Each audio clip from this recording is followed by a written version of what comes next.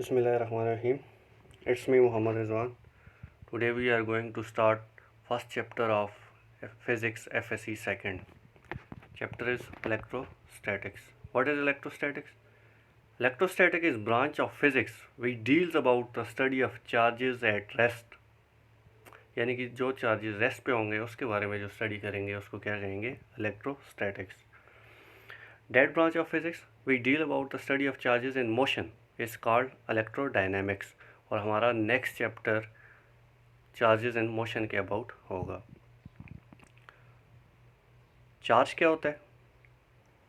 Charge is an intrinsic property of a body due to which it attracts और repels other body. Intrinsic property क्या होती है? A property that an object और thing has of itself independent of other things. For example, mass is an intrinsic property, whereas weight is an extrinsic property. If we are on Earth or Moon, our mass remains constant, whereas weight varies because it depends on gravitational field strength. So charge is an intrinsic property. Charge की history देखते हैं. The word electric is derived from the Greek word electron, meaning amber. Amber एक material था जो ancient Greeks ने 600 BC में discover किया था. अंबर को जब वूल के साथ रब किया गया तो उसके बाद अंबर ने बाकी ऑब्जेक्ट्स को अपनी तरफ अट्रैक्ट करना शुरू कर दिया. अब अंबर ने बाकी ऑब्जेक्ट्स को क्यों अट्रैक्ट किया आफ्टर रबिंग? देखें, अंबर क्या है? Amber is a matter and that matter have protons, electrons and neutrons. Protons and neutrons are tightly bound inside nucleus, whereas electrons are loosely bound and revolve around the nucleus. Protons की binding energy बहुत ज़्यादा होती है, वो tightly bound होते हैं, neutrons भी. जबकि इलेक्ट्रॉन्स की जो बाइंडिंग एनर्जी है वो फ्यू इलेक्ट्रॉन वोल्ट्स होती है, जो कि रिवॉल्व कर रहे होते हैं अराउंड द न्यूक्लियस. अब इलेक्ट्रॉन के पास एक प्रॉपर्टी है जिसको कहते हैं चार्ज, और ये मैग्नीट्यूड में होता है 1.6 इंटू 10⁻⁻19 कूलम. प्रोटॉन के पास भी सेम प्रॉपर्टी है. मैग्नीट्यूड में प्रोटॉन पे भी 1.6 इंटू 10⁻⁻19 कूलम चार्ज होता है, लेकिन नेचर वाइज अपोजिट होता है. यानी कि इलेक्ट्रॉन के मुकाबले में प्रोटॉन पे अपोजिट चार्ज होगा. अब देखा जाए, एटम के पास नॉर्मली जितने प्रोटॉन्स होते हैं उतने ही इलेक्ट्रॉन्स होते हैं. यानी कि हम ये कह सकते हैं कि atom as a whole neutral होता है. अब इन एटम से जो मैटर बनेगा वो भी क्या होगा? न्यूट्रल होगा. अब रबिंग के दौरान क्या हुआ था कि जिसकी वजह से अंबर पे चार्ज अपीयर हो गया. देखिए, जब हमने अंबर को वूल के साथ रब किया तो उस फ्रिक्शन की वजह से या रबिंग की वजह से जो हीट प्रोड्यूस हुई वो हीट इतनी थी कि जिसने किसी एक मटेरियल के इलेक्ट्रॉन्स को रिमूव कर दिया. तो रबिंग के दौरान जब भी हम दो मटेरियल्स को रब करेंगे उसमें एक मटेरियल ऐसा होगा जिसकी टेंडेंसी होगी चार्ज को गेन करने की, और एक मटेरियल ऐसा होगा जिसकी टेंडेंसी होगी चार्ज को लॉस करने की. तो इस केस में अंबर ने इलेक्ट्रॉन्स लॉस किए और वही इलेक्ट्रॉन्स वूल ने गेन कर लिए. अब अंबर के पास डेफिशिएंसी ऑफ इलेक्ट्रॉन्स आ गई. डेफिशिएंसी ऑफ इलेक्ट्रॉन्स आने की वजह से यानी कि प्रोटॉन्स एक्सेस में हो गए. प्रोटॉन्स एक्सेस में है तो उस पर कौन सा चार्ज आ गया? पॉजिटिव. जबकि वूल ने इलेक्ट्रॉन्स को गेन कर लिया. वूल के पास एफिशिएंसी ऑफ इलेक्ट्रॉन्स आ गई. एफिशिएंसी की वजह से यानी कि उस पर चार्ज कौन सा आ गया? नेगेटिव. इस तरह अंबर ने बाकी ऑब्जेक्ट्स को अट्रैक्ट किया. कितने तरह के चार्ज होते हैं इसके लिए एक्सपेरिमेंट देखते हैं. लेट हम एक ग्लास रॉड लेते हैं जिसको फर के साथ रब करते हैं. एक और ग्लास रॉड लेते हैं जिसको सिल्क के साथ रब करते हैं. अब जो ग्लास रॉड हमने फर के साथ रब किया उसने इलेक्ट्रॉन गेन कर लिए फ्रॉम फर, और जो ग्लास रॉड हमने सिल्क के साथ रब किया उसने इलेक्ट्रॉन लॉस कर लिए. अब ये देखा गया कि जब दो ग्लास रॉड को सेम मटेरियल के साथ रब करके करीब लाया गया तो वो रिपेल कर रहे थे, और अपोजिट मटेरियल के साथ जब उनको रब करके करीब लाया गया तो वो अट्रैक्ट कर रहे थे. अट्रैक्शन और रिपल्जन से हमें ये पता चला कि हमारे पास दो तरह के चार्जेस होते हैं. बेंजामिन फ्रैंकलिन ने इन चार्जेस को पॉजिटिव और नेगेटिव का नाम दे दिया गया. खुद से उसने इलेक्ट्रॉन के चार्ज को नेगेटिव का नाम दे दिया और प्रोटॉन के चार्ज को पॉजिटिव का नाम दे दिया. अगर उस टाइम वो प्रोटॉन के चार्ज को नेगेटिव कह देता, इलेक्ट्रॉन के चार्ज को पॉजिटिव कह देता, आज हमारे लिए उसी तरह होता है। अच्छा, अब हम ये कह सकते हैं कि अगर लाइक चार्जेस हुए तो वो एक दूसरे को रिपेल करेंगे, और अनलाइक चार्जेस हुए तो वो एक दूसरे को अट्रैक्ट करेंगे। यानी कि इलेक्ट्रॉन इलेक्ट्रॉन है तो वो रिपेल करेगा, इलेक्ट्रॉन प्रोटॉन है तो वो अट्रैक्ट करेगा। प्रॉपर्टीज़ ऑफ चार्ज, पहली प्रॉपर्टी है conservation of charge. Conservation of charge क्या होती है? In any charging process charge is neither created not destroyed but it is transfer from one body to another body. For example, हमारे पास plastic rod है और फर है।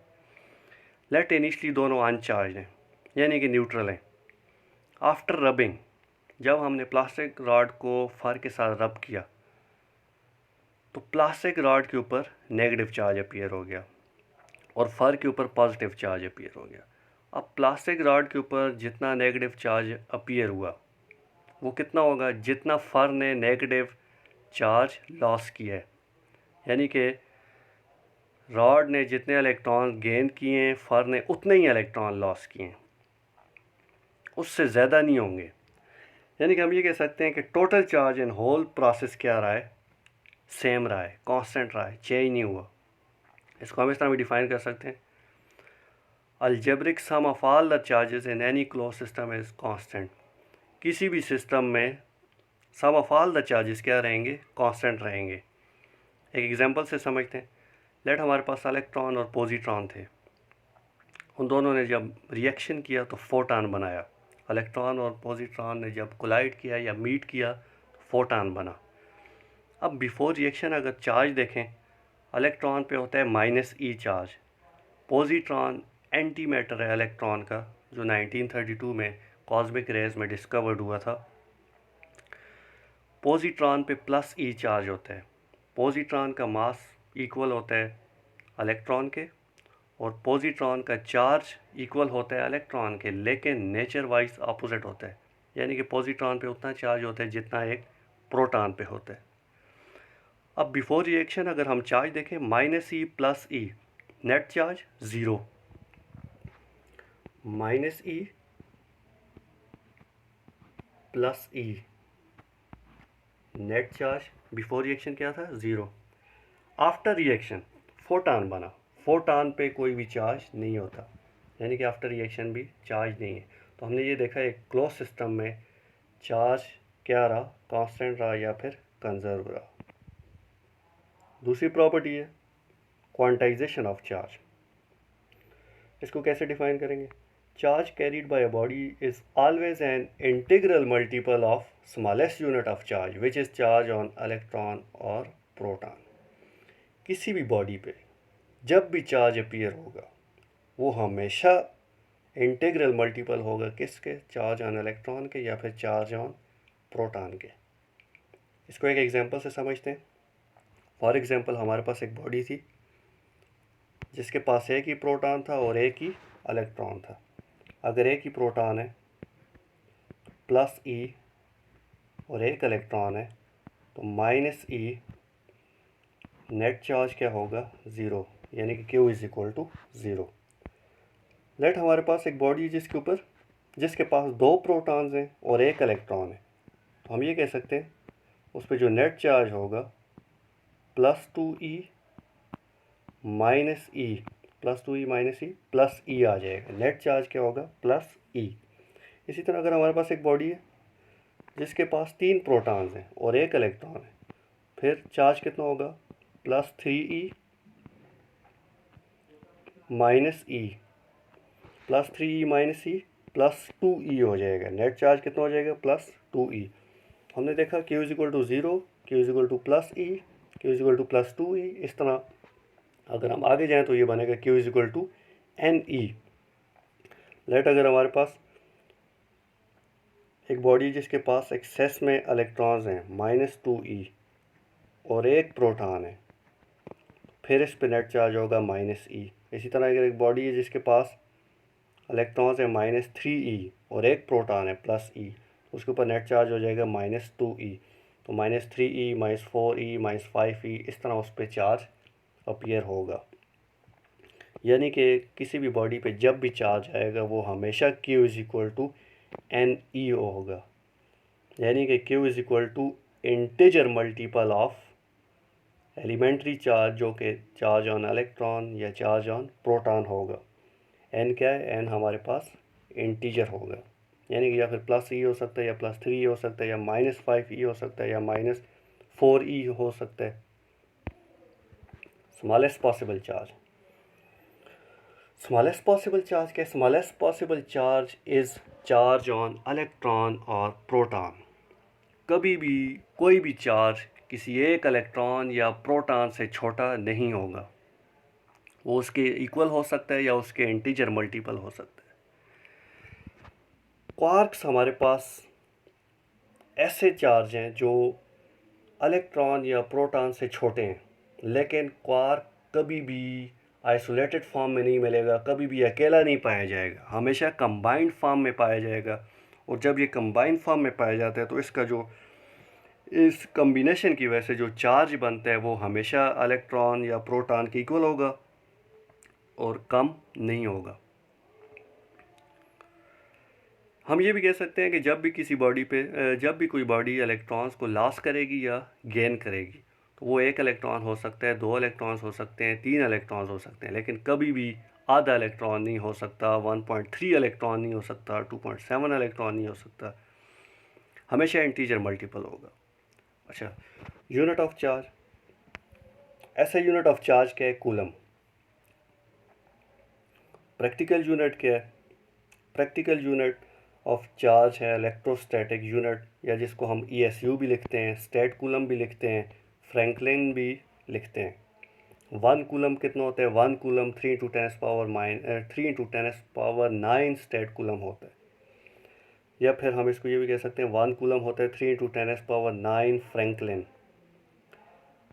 Natural unit of charge क्या है? Natural unit of charge is elementary charge which is actually charge on electron और proton. Smallest possible charge है जो चार्ज ऑन इलेक्ट्रॉन है या चार्ज ऑन प्रोटॉन है, जिसको हम ई से डिनोट कर सकते हैं, ये नेचुरल यूनिट ऑफ चार्ज है। यानी कि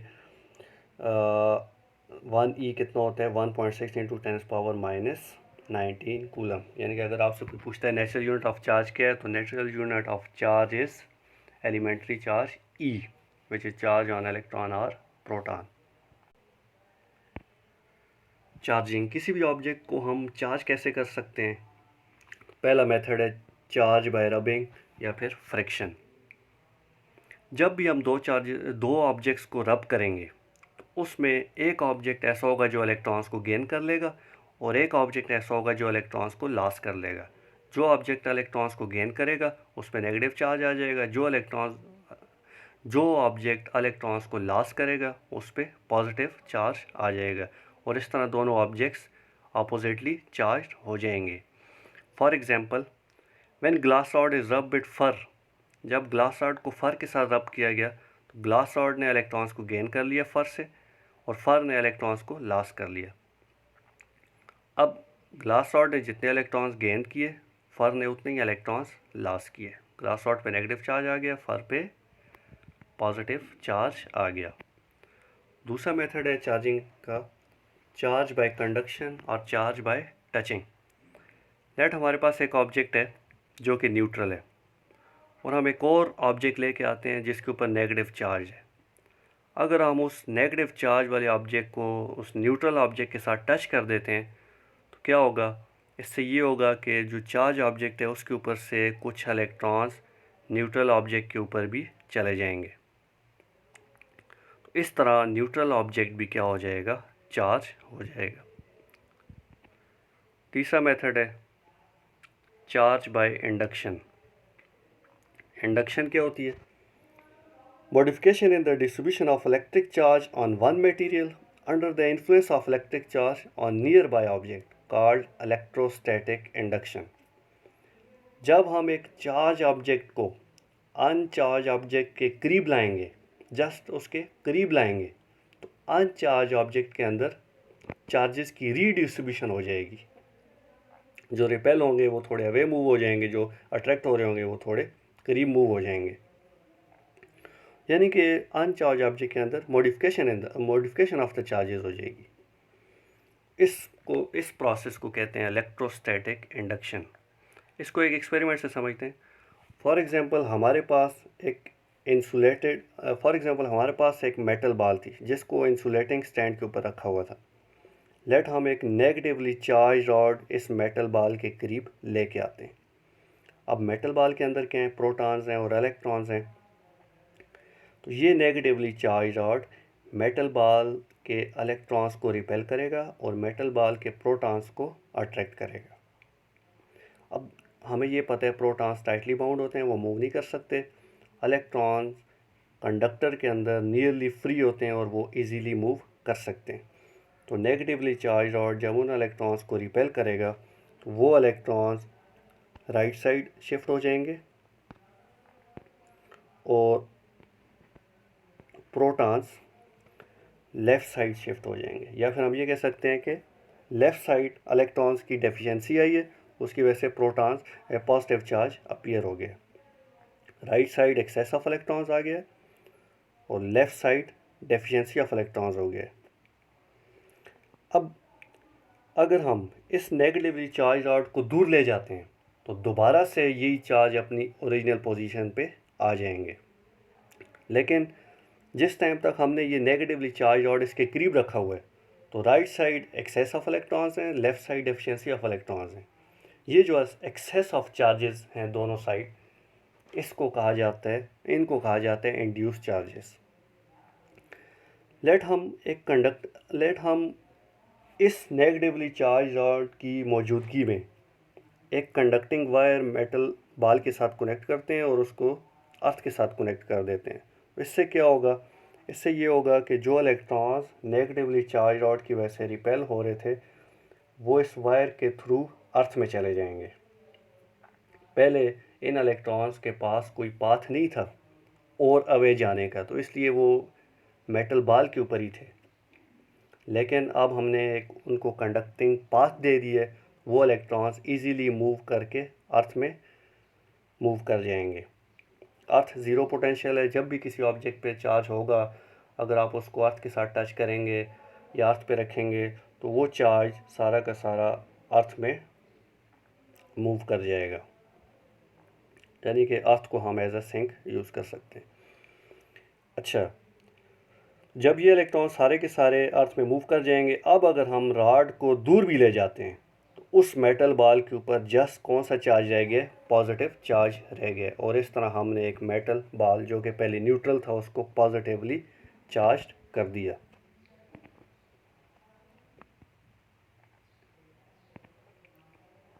एक और एक्सपेरिमेंट देखते हैं। आपने ये ऑब्ज़र्व किया होगा कि जब भी आप कंघी को बालों में करते हैं और उसके बाद उसको पीसेस ऑफ पेपर के करीब लेके जाते हैं तो वो पीसेस ऑफ पेपर को अपनी तरफ क्या करती है, अट्रैक्ट करती है और पीसेस ऑफ पेपर अक्सर कंघी के साथ चिपक जाते हैं। अब यहाँ पे क्या प्रोसेस हो रहा होता है, consider negatively charge comb. Let हमारे पास एक नेगेटिवली चार्ज कॉम है और उसको हम पीसेस ऑफ पेपर के करीब लेके आ रहे हैं। अब पीसेस ऑफ पेपर जो कि पहले न्यूट्रल थे, यानी कि उसके पास जितने प्रोटॉन्स थे उतने ही इलेक्ट्रॉन्स थे, जब एक नेगेटिवली चार्ज को हम उसके करीब लेके आएंगे तो उन पीसेस ऑफ पेपर के इलेक्ट्रॉन्स को रिपल्जन मिलेगी और उन पीसेस ऑफ पेपर के प्रोटॉन्स को अट्रैक्शन मिलेगी। अब यहाँ पे सिचुएशन थोड़ी डिफरेंट है। पीसेस ऑफ पेपर इंसुलेटर है और इंसुलेटर के इलेक्ट्रॉन्स फ्री नहीं होते, बाउंडेड होते हैं, यानी कि ये उस तरह मूव नहीं कर सकते जिस तरह एक कंडक्टर में मूव कर रहे थे जो हमने अभी एक्सपेरिमेंट नंबर 1 में देखा था। इस केस में क्या होगा, इस केस में इलेक्ट्रॉन स्लाइटली शिफ्ट हो जाएंगे अवे और प्रोटॉन्स स्लाइटली शिफ्ट हो जाएंगे toward the negatively charge com.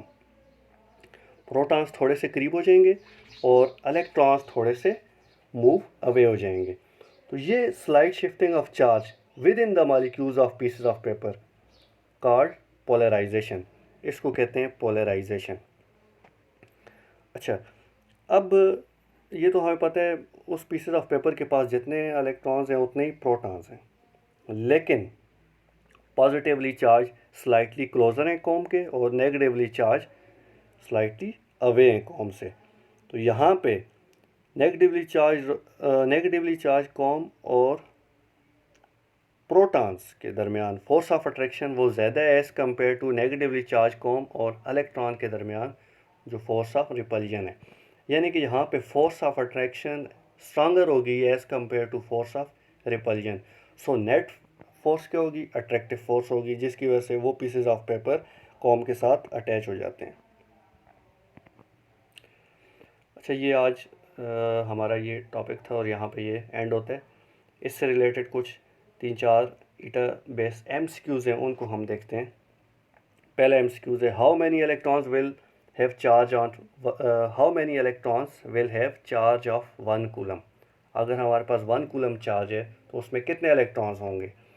अब देखिए, हमने पहले पढ़ा था क्वांटाइजेशन ऑफ चार्ज में एक रिलेशन हमने डिराइव किया था, Q is equal to NE। Q क्या है, चार्ज है, N क्या है, नंबर ऑफ इलेक्ट्रॉन्स और प्रोटॉन्स हैं, E क्या है, चार्ज ऑन इलेक्ट्रॉन्स और प्रोटॉन। तो यहाँ पे इलेक्ट्रॉन्स की बात हो रही है, तो E charge on electron, N is number of electrons. हमने N फाइंड करना है, तो E लेफ्ट साइड जब जाएगा डिवाइड हो जाएगा, तो N is equal to Q over E आ जाएगा। Q कितना है, 1 कूलम। E कितना है, 1.6 इंटू 10⁻⁻19 कूलम। 1/1.6 इंटू 10⁻⁻19 जब करेंगे 1/1.6 जो है वो 0.625 हो जाएगा। 10⁻⁻19 को जब हम नंबरेटर में लेके जाएंगे तो वो 10⁻19 हो जाएगा। पॉइंट को शिफ्ट करेंगे राइट साइड तो वो बन जाएगा हमारे पास 6.25 इंटू 10⁻18 इलेक्ट्रॉन्स। ए ऑप्शन हमारा जो है वो राइट है। MCQ number 2, 2 electrons are removed from a conductor, the charge on it is। एक कंडक्टर से अगर 2 इलेक्ट्रॉन रिमूव कर दिए हैं तो उस पर कितना चार्ज आ जाएगा। 2 इलेक्ट्रॉन्स रिमूव करने का ये मतलब है कि 2 प्रोटॉन्स एक्सेस में हो गए हैं उसके पास। अब 2 प्रोटॉन्स पे जितना चार्ज होगा इतना ही उस कंडक्टर पे चार्ज होगा। देखिए, अगर एक कंडक्टर है उसके पास 1000 इलेक्ट्रॉन्स हैं और 1000 प्रोटॉन्स हैं, उसके ऊपर नेट चार्ज 0 होगा। लेकिन अगर उसी कंडक्टर से 2 इलेक्ट्रॉन्स निकाल दिए, अब उसके पास 998 इलेक्ट्रॉन्स रह गए हैं और 1000 प्रोटॉन्स रह गए। प्रोटॉन्स 2 जो हैं वो एक्सेस में, जितना चार्ज उन 2 प्रोटॉन्स का होगा उतना ही उस पूरे कंडक्टर पे चार्ज होगा। एक प्रोटॉन पे कितना चार्ज होता है, एक प्रोटॉन पे चार्ज होता है 1.6 इंटू 10⁻19 कूलम। तो फिर 2 प्रोटॉन्स की वजह से कितना चार्ज हो जाएगा, 2 के साथ मल्टीप्लाई कर देंगे तो ये बनता है 3.2 इंटू 10⁻19 कूलम। तो सी ऑप्शन हमारा राइट ऑप्शन है। MCQ number 3, smallest observable isolated charge is. सबसे छोटा चार्ज कितना पॉसिबल है, तो ये हमने पहले भी डिस्कस कर लिए। ऑप्शंस हैं alpha particle, quark, electron, 1 coulomb. तो सबसे छोटा जो पॉसिबल चार्ज है वो इलेक्ट्रॉन या फिर प्रोटॉन हो सकता है, उससे छोटा चार्ज पॉसिबल नहीं है। हमने कहा था अभी पहले हमने पढ़ा है, क्वार्क्स ऐसे हैं जिन पे जो चार्ज होता है वो इलेक्ट्रॉन या प्रोटॉन के मुकाबले में कम होता है, लेकिन क्वार्क्स हमेशा कंबाइंड फॉर्म में पाए जाएंगे। कभी भी अकेला क्वार्क आपको नहीं मिलेगा, आइसोलेटेड फॉर्म में नहीं मिलेगा। वो कंबाइन होकर उनका जो चार्ज है वो हमेशा इलेक्ट्रॉन या प्रोटॉन के इक्वल तो हो सकता है, लेकिन उससे कम नहीं हो सकता। MCQ नंबर 4 है, 2 conducting spheres having charge -70 E on A and +30 E on B. After touching with each other, charge on each sphere will। 2 conducting sphere हैं, एक पे -70 E चार्ज है और दूसरे पे +30 E चार्ज है। जब उनको टच कर लेंगे तो उन पे हर सफ़ेयर पे कितना चार्ज आ जाएगा। जब हम उन कंडक्टिंग सफ़ेयर्स को टच करेंगे तो उन कंडक्टिंग सफ़ेयर्स के जो चार्जेस हैं वो एक दूसरे के ऊपर ट्रांसफ़र होना शुरू हो जाएंगे और दोनों कंडक्टिंग सफ़ेयर्स के ऊपर इक्वल चार्ज आ जाएगा। अब हम ये देखते हैं नेट चार्ज है कितना, -70 E + 30 E। अगर इसको सॉल्व करें तो ये बनता है -40 E। नेट चार्ज है हमारे पास -40 E। तो हर सफ़ेयर पे कितना कितना आ जाएगा, -20 E एक सफ़ेयर पे आ जाएगा और -20 E दूसरे सफ़ेयर पे आ जाएगा। यानी कि सी ऑप्शन हमारा क्या है, राइट ऑप्शन है। ये कुछ MCQs थे जो हमने अपने टॉपिक से रिलेटेड देखे, ईटा बेस MCQs। आगे हम नेक्स्ट वीडियो में नेक्स्ट टॉपिक को देखेंगे। Thank you.